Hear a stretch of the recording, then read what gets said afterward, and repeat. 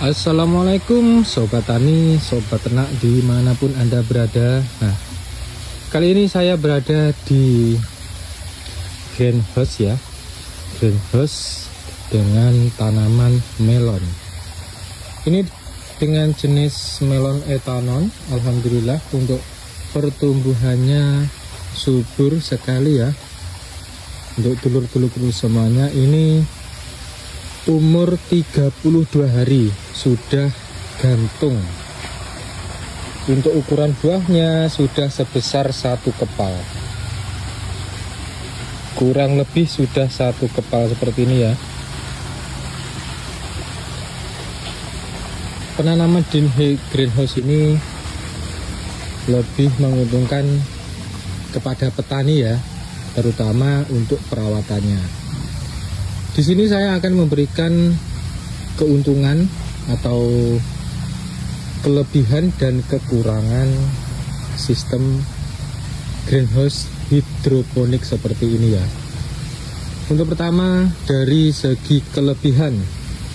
Dari kelebihan keuntungan, apabila kita menanam tanaman, contohnya seperti buah melon ini, di greenhouse seperti ini, kita akan minim perawatan ya, minim perawatan, memudahkan petani untuk merawat tanaman ini. Untuk perawatan hama atau hewan pengganggu itu jauh lebih sedikit, jauh lebih minim ya untuk perawatan. Apabila kita mengusir ataupun membasmi hewan-hewan pengganggu seperti trip maupun ulat, 99% ini tidak ada, karena berada di ruangan yang tertutup dengan suhu udara atau suhu di dalam greenhouse ini cenderung panas, ataupun apabila larva ataupun bibit dari hewan-hewan seperti lalat, kemudian ulat itu akan mati karena tidak tahan dengan kondisi suhu di ruangan greenhouse. Istilahnya kalau bahasa Jawanya itu sumuk gitu ya. Jadi untuk larva-larvanya itu akan mati, tidak berkembang biak di dalam greenhouse seperti ini. Untuk penyemprotan pun, penyemprotan dilakukan lebih panjang. Kalau biasanya apabila kita menanam di lahan luar ataupun lahan di alam, itu apabila penyemprotan biasanya dilakukan 2 atau 3 hari sekali, tergantung dengan cuacanya ya teman-teman semuanya. Kalau kita menanam di greenhouse seperti ini, untuk penyemprotannya itu jauh lebih minim, untuk penanggulangannya jauh lebih minim, karena dari segi hama sudah terkendali, tidak ada hewan atau larva yang tumbuh atau berkembang biak di sini. Kemudian penyemprotan ini dilakukan sebagai pencegahan kurang lebih bisa 15 hari sekali, atau tergantung kebutuhan ya untuk dulur-dulur semuanya. Kemudian untuk perawatannya jauh lebih mudah seperti ini, jauh lebih rapi dan estetik ya, sangat cantik sekali untuk tanaman budidaya, tapi juga menghasilkan nominal cuan yang banyak, ekonomis tinggi, harga jual tinggi.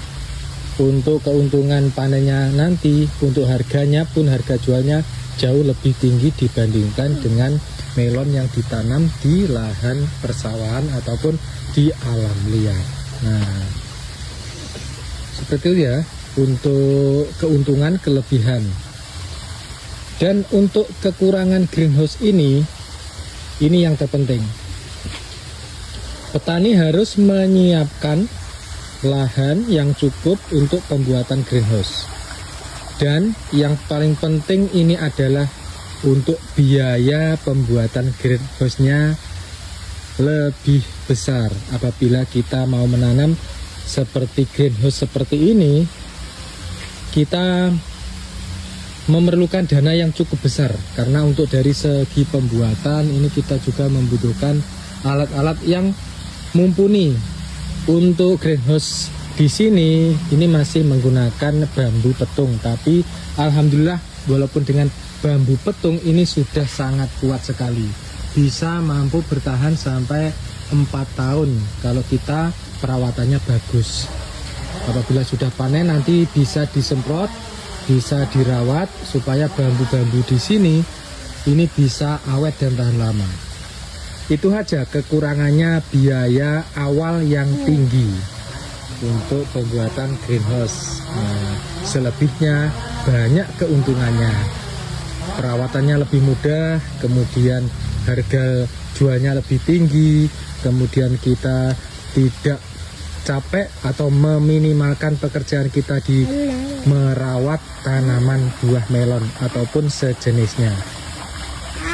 Jadi sangat bagus sekali ya untuk kedepannya. Greenhouse ini sangat bagus sekali.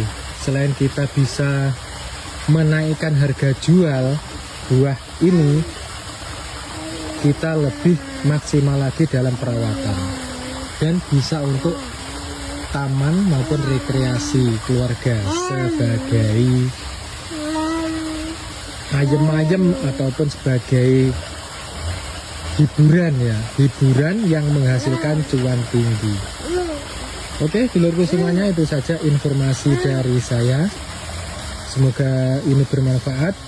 Semoga petani di Indonesia semakin berkembang, semakin bisa membudayakan atau semakin sukses ya untuk mengembangkan swasembada pangan, terutama buah. Nah, ini swasembada pangan buah melon dengan jenis etanon.